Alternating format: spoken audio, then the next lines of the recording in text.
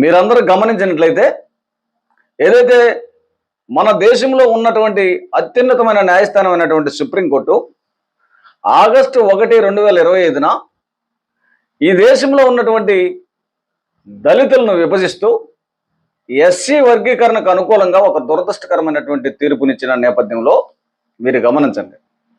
అక్కడ హుటాహుటిన తెలంగాణ ఆ తర్వాత ఆంధ్రప్రదేశ్ రాష్ట్రాలు ఆర్డినెన్స్ ద్వారా వర్గీకరణ చేసినాయి. అయితే మన రాష్ట్రంలో ఉన్నటువంటి జగన్ రెడ్డి వైఎస్ఆర్సీపీ పార్టీ దాని మీద ఏమి స్పందించాల.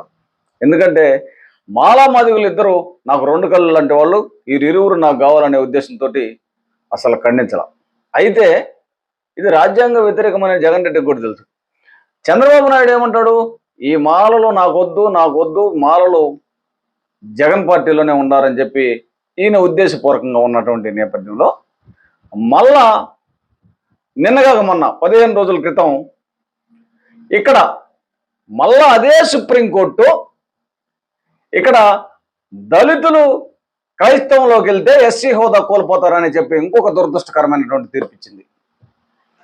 ఈ తీర్పు విషయంలో దళితులు మాలామాదిగా ఎస్సీల్లో ఉన్నటువంటి 59 ఉపకులాలు అందరు ఉన్నారు కదా, ఇక్కడ అందరు ఉన్నారు కదా, అక్కడ వర్గీకరణ చేసినప్పుడు మాలామాదిగులకి సపరేట్ కదా, దీంట్లో అందరు ఉన్నారు కదా, దీంట్లో అయినా కూడా వైఎస్ఆర్సీపీ పార్టీ ముందుకొచ్చి జగన్ రెడ్డి కానీ ఆ పార్టీలో ఉన్నటువంటి కీలకమైనటువంటి నాయకులు ముందుకొచ్చి ఈ సుప్రీంకోర్టు తీర్పు అది సబబు కాదు, ఈ తీర్పుని వ్యతిరేకిస్తున్నాము, ఖండిస్తున్నాము, దళితులకు మేము అండగా ఉంటాము, మీకు సపోర్ట్గా ఉంటాము, మీ తరఫున మేము పిటిషన్ వేస్తామని చెప్పి రివ్యూ పిటిషన్ వేస్తామని చెప్పి కనీసం జగన్ రెడ్డి కానీ జగన్ రెడ్డి పార్టీలో ఉన్నటువంటి కీలకమైనటువంటి నాయకులు కానీ ఎవరు కూడా స్పందించాల.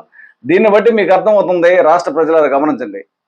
ఈ రాష్ట్రంలో ఇక్కడ తెలుగుదేశం పార్టీ కానీ జనసేన పార్టీ కానీ వైఎస్ఆర్సీపీ పార్టీ కానీ ఈ 3 పార్టీలు కేంద్రంలో ఉన్నటువంటి బీజేపీ పార్టీకి తొత్తులే. ఎవరు కూడా సొంత నిర్ణయం తీసుకునేటటువంటి అవకాశం లేదు. వీరికి ఇలాంటప్పుడు ఏ పార్టీకి మనం ఓట్లేస్తే ఒరిగేదేముంది, అన్నీ కాకపోతే ఆధిపత్య పోరు. ఒకవైపు చంద్రబాబు నాయుడు ముఖ్యమంత్రి కావాలని ఆయన, పవన్ కళ్యాణ్ ముఖ్యమంత్రి కావాలని ఆయన, జగన్ రెడ్డి ముఖ్యమంత్రి కావాలని ఈయన. కానీ ఈ దళితులతోటి ఈ విధమైనటువంటి క్రియేటివ్ ఎల్లబుచ్చుకొని ఆడుకుంటున్నారు తప్ప మనకు స్వచ్ఛందంగా నిర్ణయం తీసుకునేటటువంటి పార్టీ ఈ రాష్ట్రంలో లేదు.